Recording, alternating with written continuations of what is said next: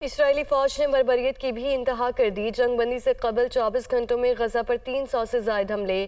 شیخ رضوان میں اسرائیلی فضائی حملے کے دوران ایک ہی گھر کے 10 افراد شہید ہو گئے۔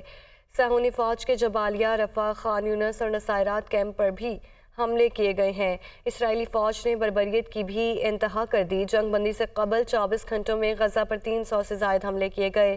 شیخ رضوان میں اسرائیلی فضائی حملے کے دوران ایک ہی گھر کے 10 افراد شہید ہو گئے۔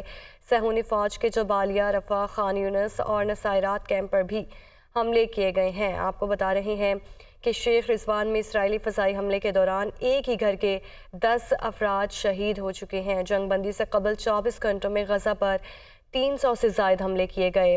اسرائیلی فوج نے بربریت کی بھی انتہا کر دی ہے۔ جنگ بندی سے قبل 24 گھنٹوں میں غزہ پر 300 سے زائد حملے۔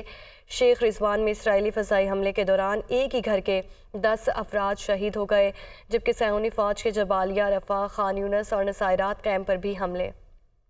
حماس کے ساتھ جنگ بندی کا یہ مختصر وقفہ ہے۔ اسرائیلی وزیر دفاع: عارضی جنگ بندی کے بعد لڑائی شدت سے دوبارہ شروع ہو جائے گی۔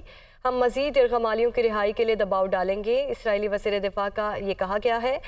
جنگ مزید 2 ماہ اور جاری رہنے کی توقع ہے۔ اسرائیلی وزیر دفاع کی جانب سے کہا گیا ہے، حماس کے ساتھ جنگ بندی کا یہ مختصر وقفہ ہے۔ عارضی جنگ بندی کے بعد لڑائی شدت سے دوبارہ شروع ہو جائے گی، اسرائیلی وزیر دفاع کی جانب سے کہا گیا۔ سعودی وزیر خارجہ کا امریکی ہم منصب سے ٹیلی فونک رابطہ۔ جنگ بندی کے دوران غزہ میں امدادی کارروائیاں شروع کرنے کا بھی مطالبہ۔ غزہ میں زخمیوں کی طبی امداد کو فوری بحال کیا جائے۔ عالمی برادری اسرائیل کے غیر قانونی اقدامات کو رکوانے میں کردار ادا کرے۔ سعودی وزیر خارجہ کی جانب سے مزید کہا گیا کہ غزہ سے فلسطینیوں کی جبری نقل مکانی کسی صورت قابل قبول نہیں ہے۔ سعودی وزیر خارجہ کا امریکی ہم منصب سے ٹیلی فونک رابطہ ہوا ہے، جس پر انہوں نے جنگ بندی کے دوران غزہ میں امدادی کارروائیاں شروع کرنے کا مطالبہ کر دیا۔